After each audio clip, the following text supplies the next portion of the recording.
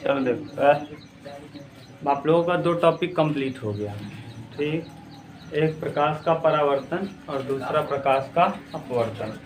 प्रकाश का परावर्तन सतह से टकराकर वापस लौट जाना ना, चमकीले सतह से प्रकाश की किरणों का टकराना और टकरा कर वापस उसी माध्यम में लौट जाना। इसमें आप लोगों ने समतल दर्पण देखा था। समतल दर्पण की फोकस दूरी अनंत होती है और समतल दर्पण जो होता है इससे बना प्रतिबिंब सदैव सीधा होता है, आभासी होता है, सदैव आभासी बनेगा। ठीक, इसके बाद आप लोगों ने गोली दर्पण पढ़ा। गोली दर्पण में 2 प्रकार का दर्पण, एक को अवतल एक को उत्तल। जब परावर्तक पृष्ठ उभरा हुआ हो तो उत्तल, और जब परावर्तक पृष्ठ धंसा हुआ हो तो उसे अवतल कहते हैं। ये आपको बता दिए थे। इसके बाद आपको बताए थे अवतल दर्पण का उपयोग। अवतल दर्पण को हम लोग अभिसारी कहते हैं ना, ये किरणों को सिकोड़ता है। तो जहाँ जहाँ किरणों को सिकोड़ने का काम आएगा वहाँ हम इसी का उपयोग कर लेंगे। जैसे टेबल लैंप में हम इसका उपयोग करेंगे, सोलर कुकर में हम इसका उपयोग करेंगे ना, और गाड़ियों के हेडलाइट में हम इसका उपयोग करेंगे। और अवतल दर्पण का मतलब होता है किसी चीज़ को क्या, अपसारी किरणों को करना यानी फैलाना। तो फैलाने के यानी स्ट्रीट यानी गलियों में लगा हुआ जो लैंप होता है उसमें हम किसका उपयोग करते हैं, अवतल दर्पण का। दूसरा आपके अवतल दर्पण का उपयोग, अवतल दर्पण सीधा प्रतिबिंब बनाता है और छोटा बनाता है। तो साइड मिरर में भी हम इसका उपयोग करते हैं, किसका, उत्तल दर्पण का, उत्तल का ना। उत्तल दर्पण का उपयोग साइड मिरर में किया जाता है। याद रखना, छोटा और सीधा बनाने का काम उत्तल करता है। इसके बाद आप लोग शायद पढ़ रहे थे अपवर्तन। जब प्रकाश एक माध्यम से दूसरे माध्यम में जाती है तो अपने मार्ग से क्या होती है, विचलित हो जाती है। प्रकाश की इस घटना को प्रकाश का अपवर्तन कहते हैं। अपवर्तन में या तो 2 घटनाएं होती है, या तो अभिलंब के दूर जाएगी या विलंब की तरफ सट जाएगी ना। ये दोनों कंडीशन, जब सघन से विरल में जाएगी तो अभिलंब से दूर हट जाएगी, और जब विरल से सघन में जाएगी तो अभिलंब की तरफ सट जाएगी। ठीक, ये आपने देख लिया था। इसके बाद आप लोग क्या पढ़ रहे थे, इसके बाद अपवर्तन की घटनाओं को आपने देखा था। प्रकाश के अपवर्तन की घटना क्या क्या थी कि सूर्य के उदय होने से 2 मिनट पहले और अस्त होने के 2 मिनट बाद तक क्या दिखना, सूर्य का दिखाई पड़ना ना। ऐसा लगता है कि सूर्य उदय नहीं हुए रहेंगे, उसके 2 मिनट पहले ही लगने लगेगा, और अस्त हो जाने के बाद भी लगता रहेगा कि सूर्य क्या हो गए हैं, उदय हैं। अभी उदय नहीं हुए रहेंगे तभी आपको दिखने लगेगा कि सूर्य आ गए हैं, और अस्त होने के बाद भी 2 मिनट तक ऐसा लगेगा अभी सूर्य हैं। ठीक, ये घटना। पेंसिल का पानी में क्या दिखाई पड़ना, टेढ़ा या टूटा हुआ दिखाई पड़ना। सागर यानी सागर की गहराई का वास्तविक गहराई से कम गहराई पर दिखना न। इसका सूत्र होता है अपवर्तनांक म्यू बराबर वास्तविक गहराई बटे आभासी गहराई, ये भी बता दिया था। और एक और आपने स्नेल का नियम पढ़ा था, sine i upon sine r, ये भी पढ़ लिया था। उसके बाद एक सूत्र और पढ़ा था, तीसरा, जो शायद वीडियो में क्या हुआ है, इस वीडियो में नहीं बन पाया। वीडियो में बना तो है कंप्लीट, मगर वीडियो में आवाज़ नहीं है। तो बिना आवाज़ का देखेंगे आप लोग, जो नहीं कंप्लीट किए हैं वो क्या करेंगे, बिना आवाज़ का समझेंगे। पूरा यहाँ लिखा हुआ है, अब हम उस चीज़ को दोबारा बताएंगे नहीं, आप नोट कर लीजिएगा, उसको रिपीट करिएगा। इसी के बाद आप लोगों को तीसरा सूत्र बताया था, म्यू का या एन बराबर सी बटे भी, जहाँ सी था निर्वात या प्रकाश की चाल, निर्वात या वायु का प्रकाश में चाल, और बटे माध्यम में प्रकाश की चाल। निर्वात में निर्वात या वायु की प्रकाश में चाल, और माध्यम में प्रकाश की चाल। अनुपात को आप कहते हो अपवर्तनांक न। अब ये 3 सूत्र आपने देख लिया था। एक सूत्र का काम होता है कितना आपको चमकता हुआ दिखेगा न, यानी चमकता हुआ दिखने का सेंस कौन सा सूत्र था जो चमकने को दर्शाता था, बोलो। चमकने वाला कंडीशन कौन था, sine i upon sine r. तुम लोग याद भी नहीं करते हो। दूसरा था उठा हुआ कब दिखेगा, म्यू बराबर वो भी होता है, उठा हुआ कब दिखेगा, हाँ, वास्तविक बटे आभासी। और एक वेग उसका दौड़ने वाला क्या था, एन बराबर सी बटे या म्यू बराबर सी बटे भी। ये 3 कंडीशन। उसके बाद हमने बताया था कि कभी कभी आपतन कोण का ऐसा मान जिसपे अपवर्तन कोण का मान 90 डिग्री हो जाए। आपतन कोण का ऐसा मान जिस पर अपवर्तन कोण का मान 90 डिग्री हो जाए उसे क्रांतिक कोण कहते हैं। यानी आपतन कोण को, ये जो देखो अभिलंब और आपतित किरण के बीच, आने वाली किरण को आपतित किरण और अभिलंब इसके बीच बने कोण को आपतन कोण, इतना इसको बढ़ा दो। ये बताया था कल, ये मान लो ये कौन सी किरण है, ये आ रही है, इसको इतना बढ़ा दो कि ये यहाँ से न जा करके बल्कि इसी पर से जाने लगे, यानी माध्यम को अलग करने वाली रेखा से ही गुजरने लगे। यानी आपतन कोण का ऐसा मान, यानी इसको इतना बढ़ाते चले जाओ, इस कोण को, ये कोण इतना बढ़ा दो, ये कोण आपतन कोण है, कि ये वाला मान इसी से होके गुजर जाए। यानी आपतन कोण का ऐसा मान, इसे क्या कहते हो, आई। आई यानी आपतन कोण। आपतन कोण का ऐसा मान जिस पर परावर्तन कोण का मान 90 डिग्री हो जाए उसे हम कहते हैं क्रांतिक कोण। क्रांतिक कोण, क्रांतिक कोण ये कंडीशन होता है, न तो यहाँ अपवर्तन आपको दिखता है और न ही यहाँ, न तो अपवर्तन और न ही परावर्तन, दोनों के बीच में कंडीशन होता है। क्रांतिक माने कहते नहीं है अंग्रेजी में कि इनका कंडीशन क्रिटिकल है। क्रिटिकल कंडीशन यानी न तो यहाँ के हैं न तो वहाँ के हैं, अभी इनकी कंडीशन कैसी है, क्रिटिकल है। क्लियर। इसके बाद ये आपने देख लिया था। अगला इसी की बात बताया था, कभी कभी ये क्रांतिक कोण का मान इतना बढ़ जाता है, या क्रांतिक कोण का मान, ये माध्यम सघन होना चाहिए। क्रांतिक कोण बनने के लिए माध्यम कैसा होना चाहिए, सघन। क्यों? क्योंकि सघन से जब विरल में जाता है तभी अभिलंब से क्या होता है, दूर हटता है। तो दूर हटते हटते इतना दूर हट जाए कि जाके उसी पृष्ठ से जाना चालू कर दे किरण, तो इसी को कहते हैं क्रांतिक कोण। और कभी कभी ये और भी बढ़ जाता है तो ये किरण इसी तरफ लौट जाती है, जहां से आई थी जिस माध्यम में, उसी माध्यम में लौट जाती है। ये माध्यम तभी ऐसा लौटेगा जब ये माध्यम कैसा हो, ये माध्यम कठोर हो, यानी कैसा हो, सघन। तो सघन माध्यम में भी ये कंडीशन देखने को मिलता है, यानी वापस लौट आता है। इसके कई शर्तों को आपको बता दिया था। ये इसे कहा जाता है पूर्ण आंतरिक परावर्तन। न तो अपवर्तन हुआ न तो परावर्तन हुआ। अपवर्तन तब होता, अपवर्तन कहा जाता क्यों जब एक माध्यम से किरण दूसरे माध्यम में जाती। ये एक माध्यम से आई और उसी माध्यम में लौट गई। परावर्तन क्यों नहीं हुआ, क्योंकि इस तरफ कलई नहीं है। कलई अगर होता तो हम कह देते परावर्तन हुआ। ये परावर्तन हुआ ही नहीं। परावर्तन तब होता है जब एक तरफ कलई हो और एक तरफ बिना कलई हो, आके टकराए, टकरा के क्या हो, लौट जाए। अब यहाँ इस तरफ कलई नहीं है, लेकिन फिर भी ये माध्यम विरल है और ये माध्यम सघन है। मान लो ये हीरा है और ये मान लो वायु है या कांच है, कुछ भी। हीरा कठोर है तो यहाँ से आया, टकराया, और टकरा के इस माध्यम में आना चाहिए था, लेकिन इतना कोण ये बड़ा हुआ था कि ये टकरा के लौटा नहीं बल्कि वापस उसी माध्यम में चला गया। ये तब होता है जब क्रांतिक कोण का मान बहुत बढ़ जाता है, जब इसका मान, आपतन कोण का मान बहुत ज्यादा बढ़ जाए, यानी तो इसी कंडीशन में लौट जाता है। तो इसे कहा जाता है परावर्तन नहीं बल्कि पूर्ण आंतरिक परावर्तन। पूर्ण इसे क्यों कहते हैं, क्योंकि पूरा पूरा परावर्तन हो गया। आंतरिक इसे क्यों कहते हैं, क्योंकि अंदर आया, टकराया और टकरा के दूसरे माध्यम में न जाकर के उसी माध्यम में लौट गया। आंतरिक माने उसके अंदर जाकर के लौट आया। उसके अंदर जाकर के क्या हुआ, इसकी कुछ घटनाएं आपको बता दिया था, जैसे हीरे का चमकना। हीरे के अंदर प्रकाश की किरण घुसी और उस पार नहीं जा पाई, उसी में टकरा टकरा के क्या हो गई, लौट गई। यही कारण है कि हीरा बहुत ज्यादा चमकदार दिखता है। अब जैसे ही टकराएगा प्रकाश का किरण, पार हो जाना चाहिए था, पार नहीं हुआ बल्कि उसी में लड़ता रहा। और जब कई बार कोई चीज लड़ के लौटेगा तो क्या होगा, बहुत ज्यादा चमकीला दिखेगा। तो पूर्ण आंतरिक परावर्तन की पहली घटना थी हीरे का चमकना। दूसरी घटना होती है जब आप कोई बीकर ले लो, पानी से बीकर आप देखेंगे, ये बीकर क्यों कहते हैं, क्योंकि ये देखो ऐसा रहेगा, आप देखेंगे प्रैक्टिकल जब कराएंगे तो ऐसा रहेगा, यहाँ वीक लगा रहेगा, ऐसे ऐसे करके ये वीक लगा रहेगा, इसीलिए इसको कहते हैं बीकर। इसमें चोंच टाइप बना रहेगा हल्का सा चुहाने के लिए। प्रैक्टिकल जब करोगे तो किसी परख नली में चुहाने के लिए वो बीकर लगा रहेगा, ऐसे मुंह नुमा निकला रहेगा।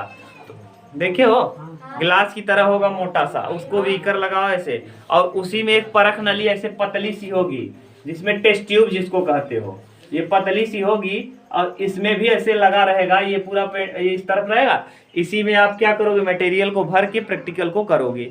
ठीक, जब इसमें पानी में डाल दोगे, इस ग्लास में पानी रहे और इसमें परख नली को डुबा दो, तो परख नली कैसा दिखेगा, चमकीला, बहुत ज्यादा चमकदार दिखेगा। ये घटना आप कर सकते हो जब प्रैक्टिकल हो, तो आपको वहाँ बीकर भी मिल जाएगा और परख नली भी मिल जाएगी। पानी थोड़ा लेना और प्रकाश के सामने ले जाना, देखना कितना मस्त चमकता है। 2 घटना। तीसरी घटना आपको बता दिया था कि जब कांच टूट जाता है तो ड्राइवर कम प्रीफर करता है गाड़ी को चलाना। जब तक कांच को बदलवाएगा नहीं तब तक उस गाड़ी को चलाएगा नहीं, क्योंकि इतना तेज चमकेगा, चौंधिया देगा और ड्राइवर आगे किसी गाड़ी में लड़ा सकता है, इसीलिए ऐसा किया नहीं जाता। तीसरी हो गई। चौथी घटना आपको बताया था मृग मरीचिका। मृग माने होता है हिरण, और गर्मियों के मौसम में धूप वैसे ही झिलझिलाती रहती है, लेकिन कभी कभी पेड़ों का परछाई कहाँ बनने लगता है, जमीन पे बनने लगता है, और हिरण बेचारा सोचता है कि यहाँ पानी है, और उस पानी के तलाश में पेड़ के नीचे जब जाता है तो उसको पता चलता है कि यहाँ पानी नहीं बल्कि क्या था, हाँ, पेड़ का छांव ही पानी की तरह दिख रहा था। और फिर दूसरे पेड़ की तरफ दौड़ता है। ऐसे दौड़ते दौड़ते उस हिरण की तड़प करके क्या हो जाती है, मौत हो जाती है, जिसे मृग मरीचिका की घटना कहा जाता है। समझ गए?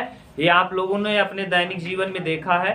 गर्मियों के मौसम में जब सड़कों पे चलते हैं तो जहाँ डामर की मात्रा ज़्यादा होती है, दूर देखने पे ऐसे लगता है कि वहाँ क्या है, पानी है। अब चलाना गाड़ी, जब आप जीटी रोड पे जाएंगे, जीटी वाली रोड पे, तो वहाँ डामर की मात्रा थोड़ा ज़्यादा होता है, क्योंकि रोड को सपाट बनाया जाता है, तो थोड़ा दूर ही दिखे।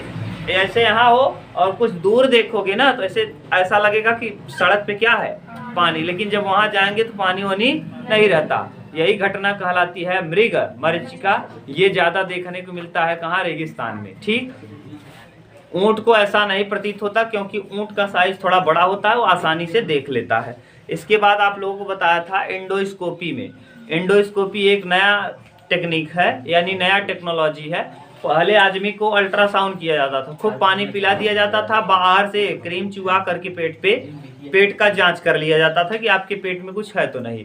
थोड़ा और एडवांस टेक्नोलॉजी हुआ, क्योंकि धीरे धीरे मसाले तेल की मात्रा बढ़ रही है, इसलिए टेक्नोलॉजी और डेवलप किया गया। अब आपके मुंह में डॉक्टर क्या करेगा, एक इतना बड़ा कैमरा लेगा, मशीन के माध्यम से घुसाएगा यहाँ, कहेगा आप आइए, थोड़ा सा डाल देगा यहाँ, कहेगा कुछ नहीं बस ले रहे हैं। उसके बाद बटन यहाँ लगा रहेगा, जैसे ही बटन दबाएगा वो आपके अंदर पेट में घुसता चला जाएगा और पेट तक चला जाएगा।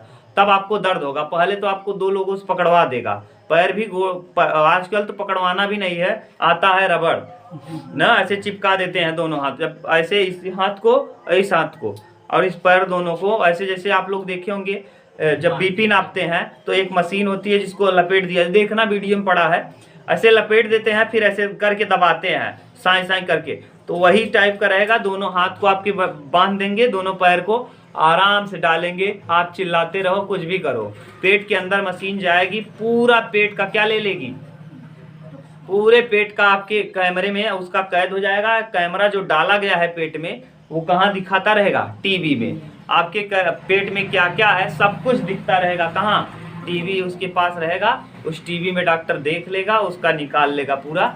और आपको जब एंडोस्कोपी कराया जाएगा, एंडोस्कोपी में आपको मना किया जाएगा कि आप भोजन करके ना आए, क्योंकि भोजन करके आने पे छोटा बहुत कैमरा डाला जाता है, जो भोजन किए रहे पता चला पेट में गया और भोजन पेट में ही है, पूरा उसका कैमरा ही क्या हो गया, खाने से एकदम चपुरा गया। अब आपका निकाल पाएगा अंदर का कुछ जांच ना, नहीं निकाल पाएगा, इसीलिए कहेगा कि आप भोजन करके ना आए। और तब पर भी आप कुछ लोग होते हैं, चलिए एक आध बिस्किट क्या करते हैं, खा लेते। इसीलिए डॉक्टर भी जब आप जाओगे तो बुलाया रहेगा 7 बजे, करेगा 12 बजे, तब तक आपका क्या हो, पच जाए। और बार बार आपको कहता रहेगा पानी पीते रहिए, क्योंकि अपवर्तन की घटना कितने माध्यमों में देखी जाती है, 2, एक हवा है और दूसरा आपके पेट में क्या है, पानी। आराम से आपके अंदर के पेट के अंदर का सारा कंडीशन वो देख लेगा। और एक कब किया जाता है, जब रोगी ज्यादा भयानक हो, यानी पेट में दर्द हो थोड़ा बहुत, तब तो ऐसे ही जांच कर लिया जाएगा, जो अल्ट्रासाउंड कहते हैं। ऐसे लेडीजों का ज्यादा किया जाता है, जब पेट में बच्चा होता है तो बार बार उसका अल्ट्रासाउंड किया जाता है, 3 महीने पे, 7 महीने पे वो करते हैं डॉक्टर। लेकिन मान लो पेट में ज्यादा ही प्रॉब्लम है, तब ऐसी स्थिति में एंडोस्कोपी किया जाता है। एंडोस्कोपी एकदम आपके अंदर पेट के जाके पूरा एकदम साफ साफ आपके पेट में कहीं अल्सर यानी घाव तो नहीं है, उसको सब कुछ एकदम स्पष्ट दिखा देगा, तब आपको उसी हिसाब से डॉक्टर दवा देगा। एंडोस्कोपी नया टेक्निक है, लेकिन इसमें थोड़ा सा मरीज को डर लगता है। क्यों? क्योंकि ये पूरा इतना बड़ा कैमरा आपके अंदर है, इतना बड़ा पाइप से अंदर यहाँ घुसा देगा मुंह के रास्ते। ठीक, दबा देगा बटन, यहाँ तक ले जाएगा, उसके बाद बटन दाबता जाएगा, वो खुलता चला जाएगा, अंदर घुस जाएगा। ठीक, जैसे आपने कभी चाकू को देखा होगा, ऐसे चाकू रहता है, बटन दाबो, खाच क्यों खुलता है, देखा है कि नहीं? उसी तरीके से वो खुलता चला जाएगा, आपके पेट में घुस जाएगा। ठीक, ये एक कंडीशन और आपको बता दिया था, अगर आपको याद हो तो शायद मैंने ये बताया था कि ऑप्टिकल फाइबर क्या है कि जैसे आप नॉर्मल लाइट को जलाइए, लेजर लाइट ही जलाइए तो बहुत जाएगा, 100 मीटर 150 मीटर जाएगा। लेकिन ऑप्टिकल फाइबर एक ऐसा तार होता है जिस तार में अगर आप लाइट को जलाएं तो आपका लाइट कम से कम 6 किलोमीटर दूर तक दिखेगा, उस तार के अंदर अंदर। ऑप्टिकल फाइबर, आप इसमें भी पूर्ण आंतरिक क्या होता है, परावर्तन। ये देखो, जैसे ये फाइबर है, ये पतला पाइप है, ये मान लो, ये जहां तक जाएगा प्रकाश को जैसे आप जलाओगे, यहाँ टकराएगा, यहाँ ऐसे टकरा के लौटते लौटते ये कहाँ तक चला जाएगा, आपके पास ये 5-5 किलोमीटर दूरी तक दिख सकता है एक छोटा सा लेजर लाइट। आप लेजर लाइट को यहाँ बारेंगे और इस तार की लेंथ अगर 5 किलोमीटर दूर है तो 5 किलोमीटर दूर आप खड़े रहो और यहाँ से उस जगह से कोई जलाए तो यहाँ तक उसका रोशनी आपको दिखेगा, एकदम वैसे ही दिखेगा, थोड़ा बहुत उसमें अंतर नहीं आएगा। जैसे यहीं जलाओ, जितना तेज जल रहा है ना उतना तेज यहाँ जलता दिखेगा, बिल्कुल उसमें जरा भी कमी नहीं आएगी।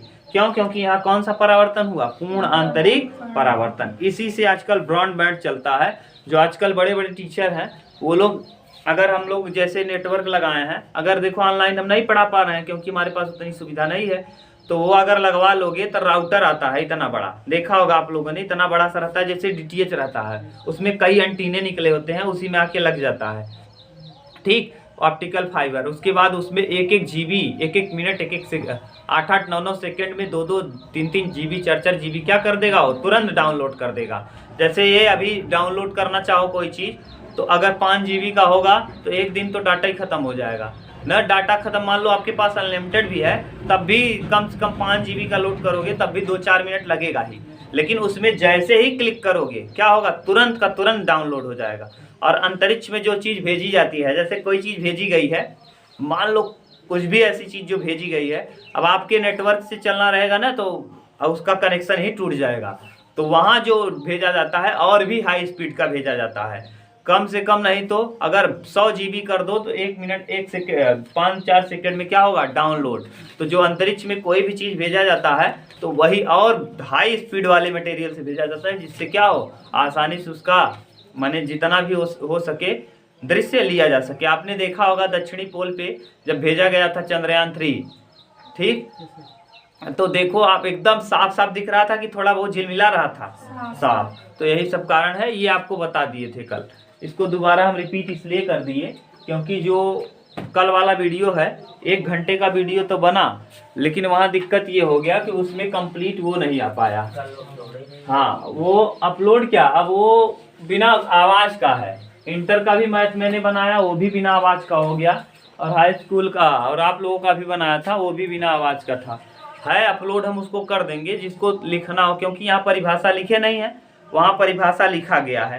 तो आपको इस लेक्चर से ये समझ में आ गया, इसके अगर हम अपलोड करेंगे तो ये वाला लेक्चर बाद में मिलेगा और वो वाला पहले मिलेगा।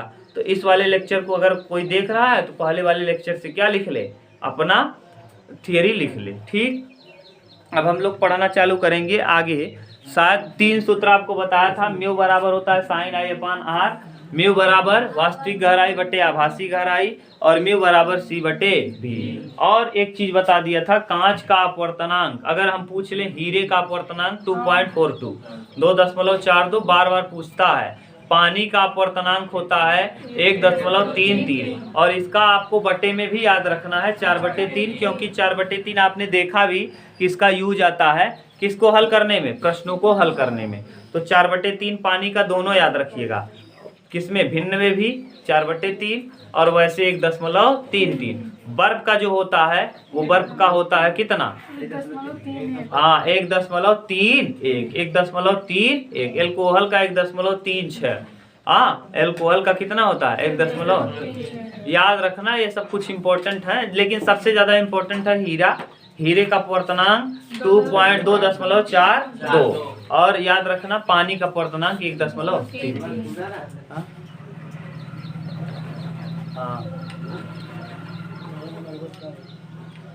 ठीक,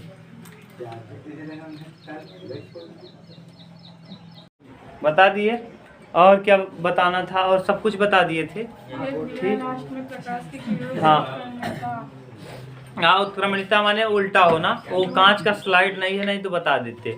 नीचे से ऊपर, ऊपर से नीचे, यही घटना को क्या कहते हैं? उत्क्रमणिता माने प्रकाश को अपने मार्ग को बदल देना, उत्क्रमणित कर देना। ठीक, ये है नहीं।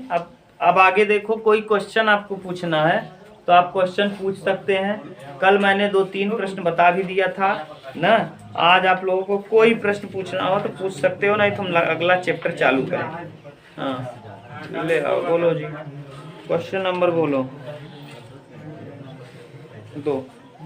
दो कौन सा क्वेश्चन करवाना है? बोलो जी क्वेश्चन।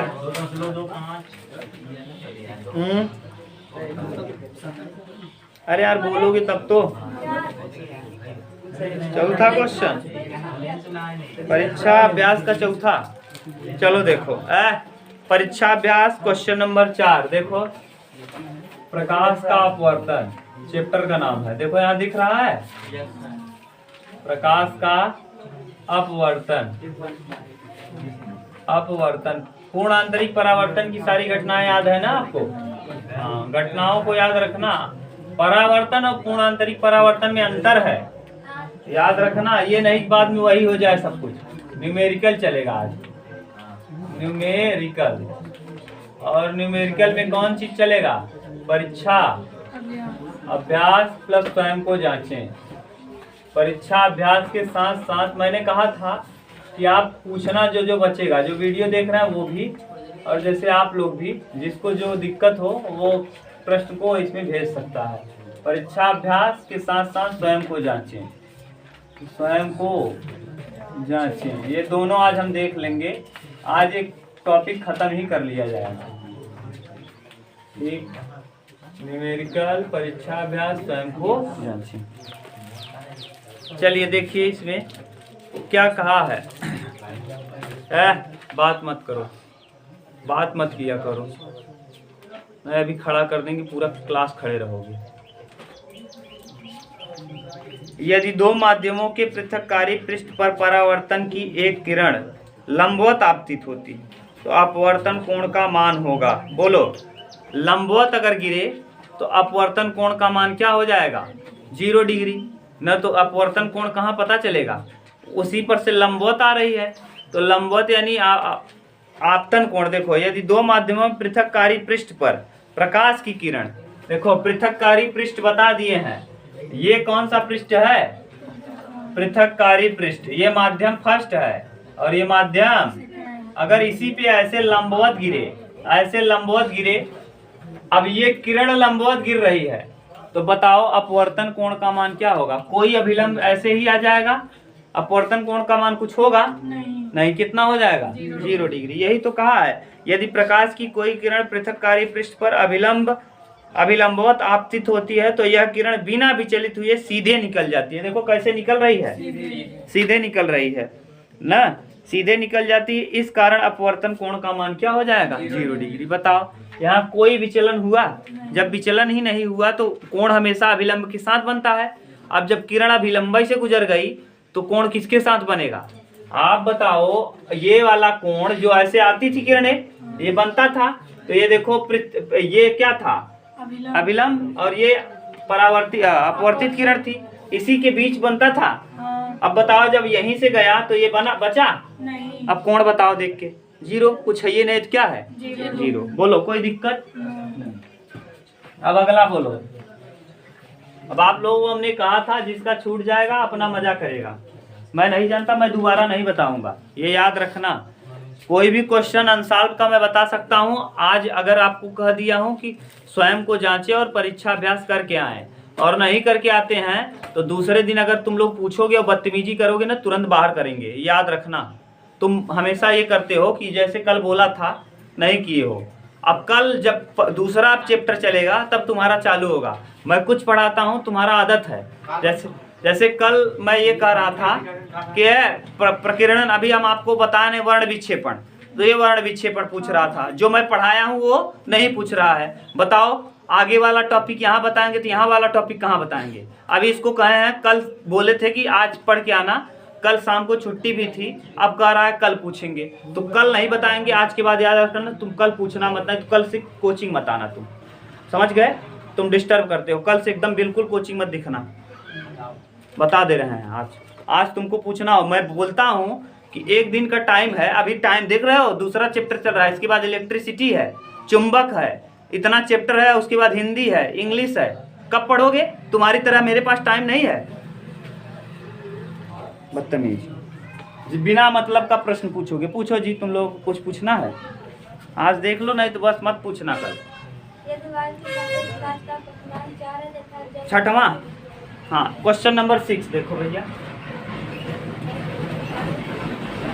वायु के सापेक्ष एक सूत्र बताए थे, 3 सूत्र बताए हैं अपवर्तनांक का, हम तीनों इधर बगल में लिख दे रहे हैं। एक भैया म्यू लिख लो या एन लिख लो, साइन आई अपान साइन, इसे कहते हैं स्नेल का नियम।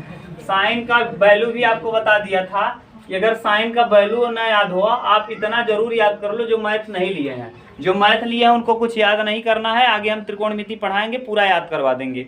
जो लिए नहीं है उनके लिए देखना है थीटा, थीटा का मान क्या क्या हो सकता है। ये थीटा है 0 डिग्री, 30 डिग्री, 45, 60 और क्या 90। ठीक, 0 का मान है 0, साइन 0 का 0, 1/2, 1/√2, √3/2 और कितना 1। ये याद रखना, आपको ये जरूरत पड़ेगी जब साइन का मान, अभी अब देखो एक आध हम प्रश्न करा भी देंगे। ये पहला है और इससे इसको निकालने के लिए ये याद रहना चाहिए। क्लियर? दूसरा आपने सूत्र देखा था म्यू बराबर ही, यानी म्यू यानी अपवर्तनांक बराबर या एन बराबर, आपको जो लिखना हो, वास्तविक बटे, हाँ, वास्तविक गहराई बटे आभासी गहराई।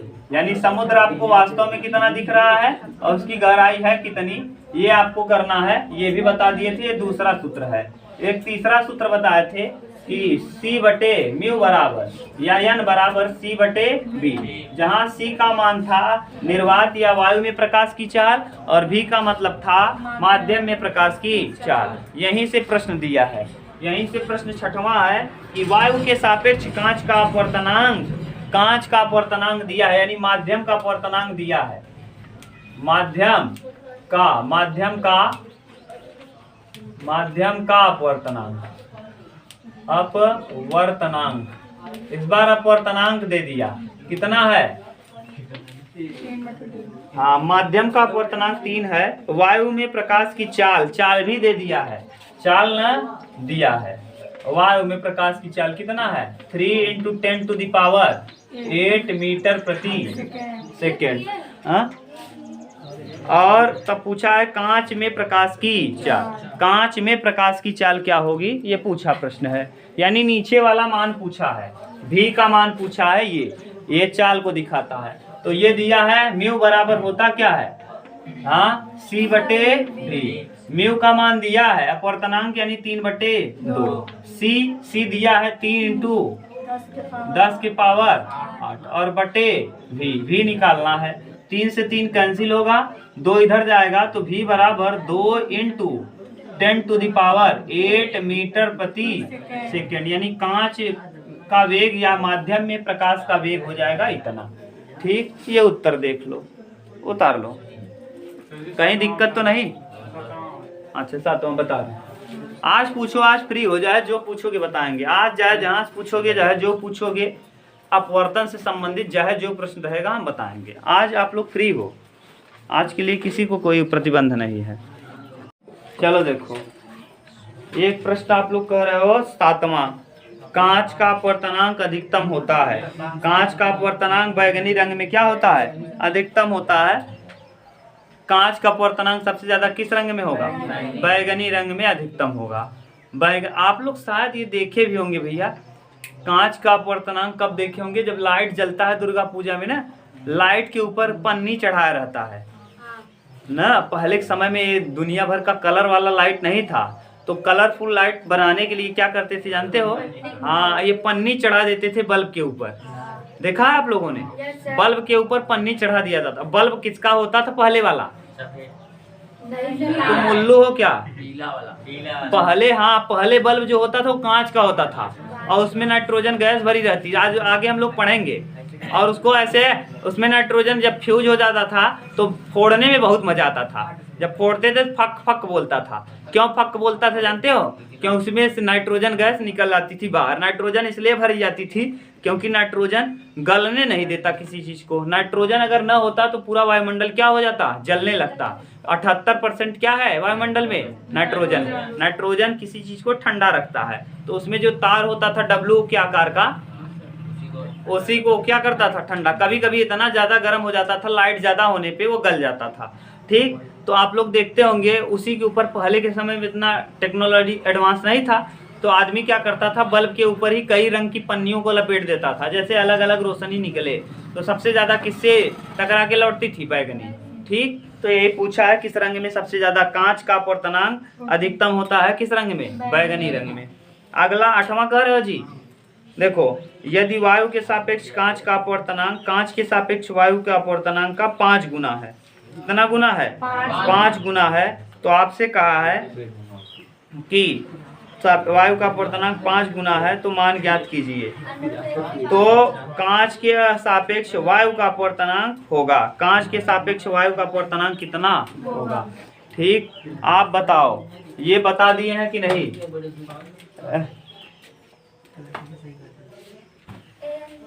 रुक जाओ, ये मिटा दें।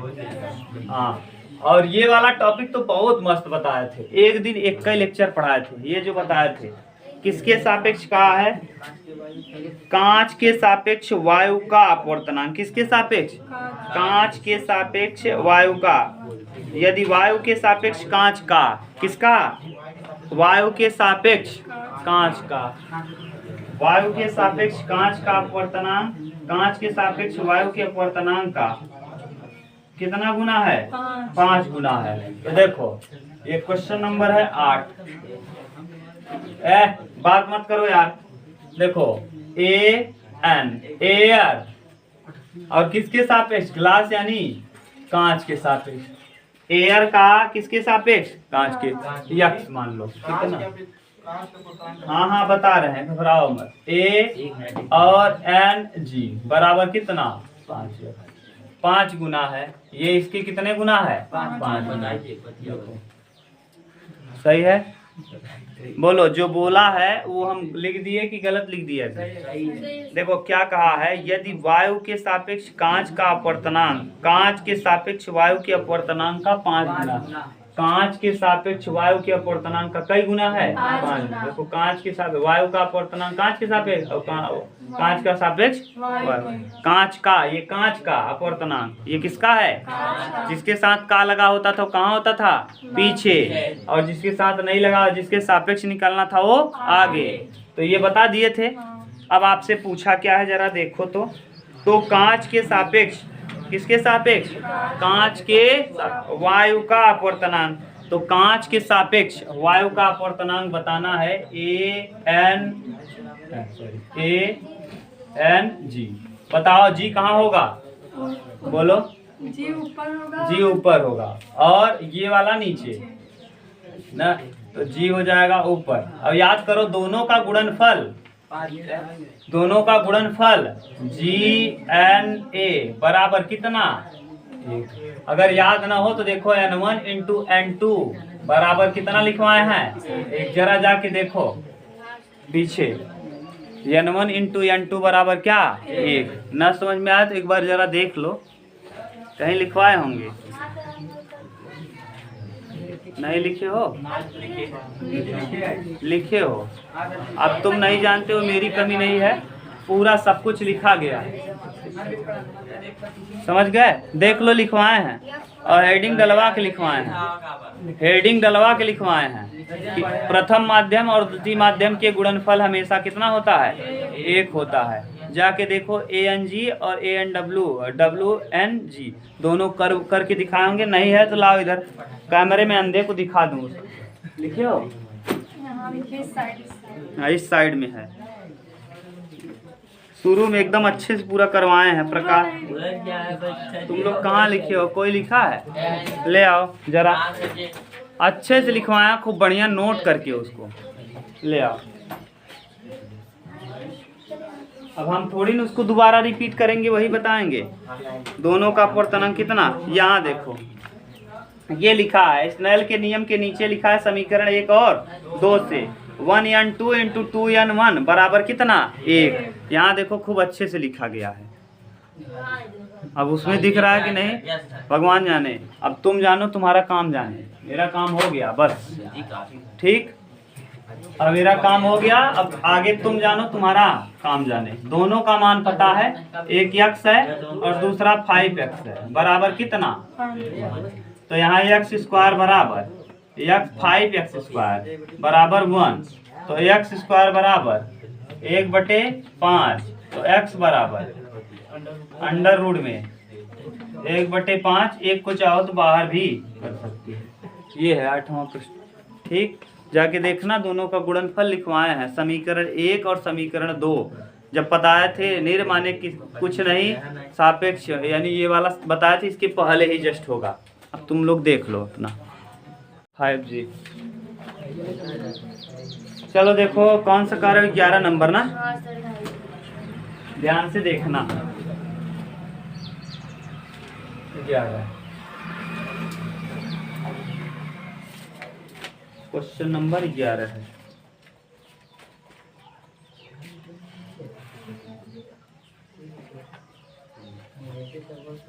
इसमें कहा क्या है, वायु के सापेक्ष जल का अपवर्तनांक। वायु के सापेक्ष किसका, वायु के सापेक्ष निकालना है। किसका निकालना है, वाटर का निकालना है। वायु के सापेक्ष जल का अपवर्तनांक। सापेक्ष किसके, वायु ना, वायु के सापेक्ष जल का अपवर्तनांक दिया है। कितना दिया है भैया, 4/3, 4/3। और वायु के ही सापेक्ष किसका, कांच का, यही दिया है ना, कांच का अपवर्तनांक 3/2 है। बोलो कोई दिक्कत नहीं। आपसे पूछा क्या है, जल के सापेक्ष कांच का अपवर्तनांक होगा। जल के सापेक्ष, किसके सापेक्ष, जल के सापेक्ष किसका, कांच का, ग्लास का। जल के सापेक्ष कांच का, वायु के सापेक्ष जल का, वायु के सापेक्ष दिया है, सही है। अब आपको ये बताया है कि बताओ सूत्र क्या होता है। सूत्र यहाँ पहले G है तो Ng लिखेंगे और बटे NW, ये आपको बता दिए हैं। जो पीछे होता है उसको ऊपर, जो पहले उसको A लगा देंगे। क्यों, क्योंकि एयर के सापेक्ष। अब जरा बताओ Ang का वैल्यू दिया है क्या, 3/2 और बटे 4/3। ये बटा का मतलब होता है भाग। 3/2 में किसका भाग देना है, 4/3। देखो ऐसा विकल्प कहीं दिख रहा है, कौन सा है, 3। हाँ, विकल्प में क्या दे दिया है, 5। यानी आप बना लो, या तो विकल्प को बना दो या तो किसको बना दो, क्वेश्चन को बना दो।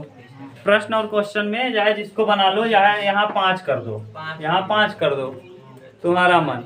ठीक, लेकिन ये वास्तव में जल का अपवर्तनांक यही होता ही है। वायु के सापेक्ष जल का अपवर्तनांक 4/3 ही होता है। ये सही दिया है, इसका मतलब विकल्प आप अपने किताब में इस विकल्प को क्या कर दो, 5 बना दो। ठीक, हाँ 3 बना दो, किताब में बना दो, उत्तर में। और बोलो,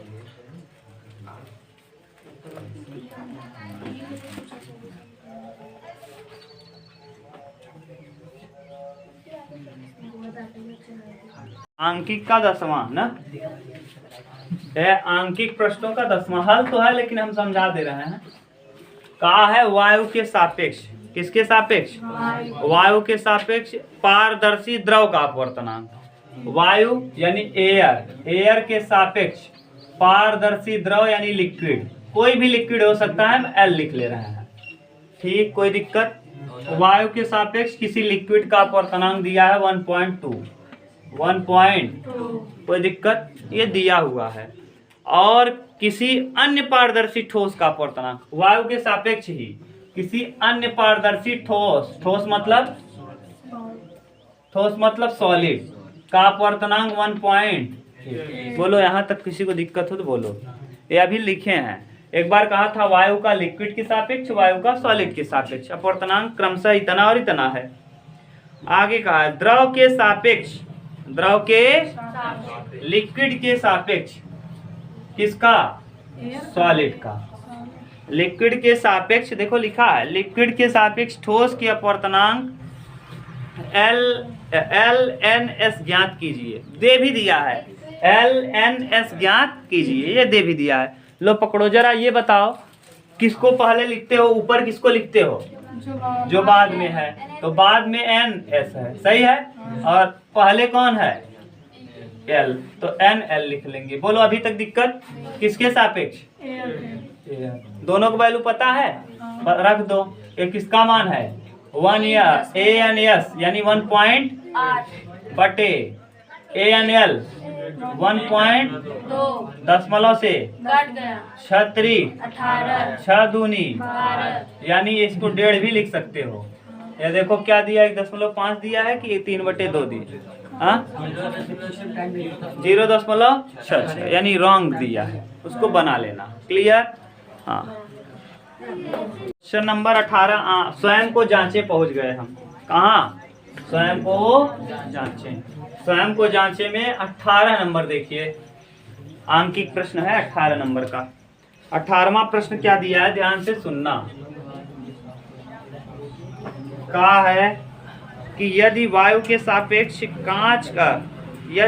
सापेक्ष जल का अपवर्तनांक 2 है, जल का अपवर्तनांक 2 है, तो म्यू बराबर C/V।